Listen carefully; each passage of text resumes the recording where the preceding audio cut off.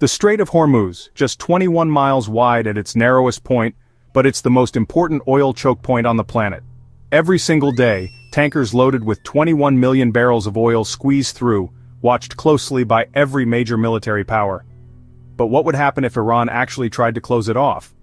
Why does this stretch of water matter so much? Well, nearly one-third of the world's seaborne oil passes through here. If the strait is blocked, oil prices would explode and economies could tank overnight.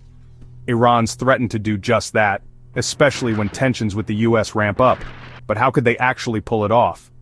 Let's break down Iran's playbook. First up, swarm attacks.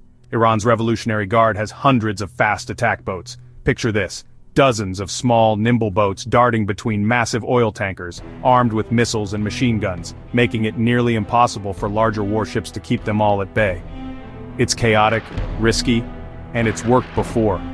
But it doesn't stop there.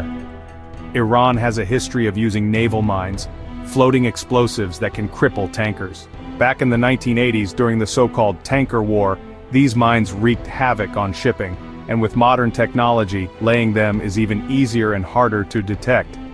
Then there's Iran's arsenal of anti-ship missiles. From mobile launchers on shore or ships, Iran can threaten vessels from miles away.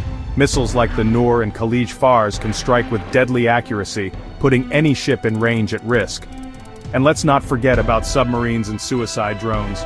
Stealthy, unpredictable, and perfect for surprise attacks. But here's the catch. The US Navy's 5th Fleet, based just across the water in Bahrain, trains for exactly this scenario.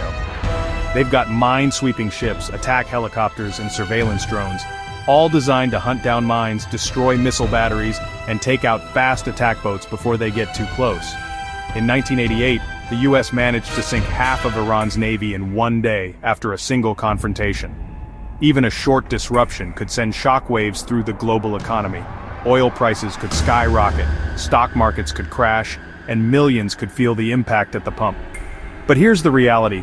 A full closure of the strait would almost certainly trigger a massive war, one that Iran knows it can't win. So what's more likely? Iran will use a mix of tactics, mines, drones, and the constant threat of missile attacks to keep everyone guessing and markets on edge without ever fully closing the door. We've already seen hints of this in recent years, from tanker attacks to regional disruptions. Sometimes just the threat is enough to shake the world. The Strait of Hormuz is a powder keg. One mistake, one miscalculation, and the fallout could be global. So could Iran really close the strait? The answer isn't simple. What do you think? Drop your thoughts in the comments, and don't forget to like and subscribe for more deep dives into the world's most critical flashpoints.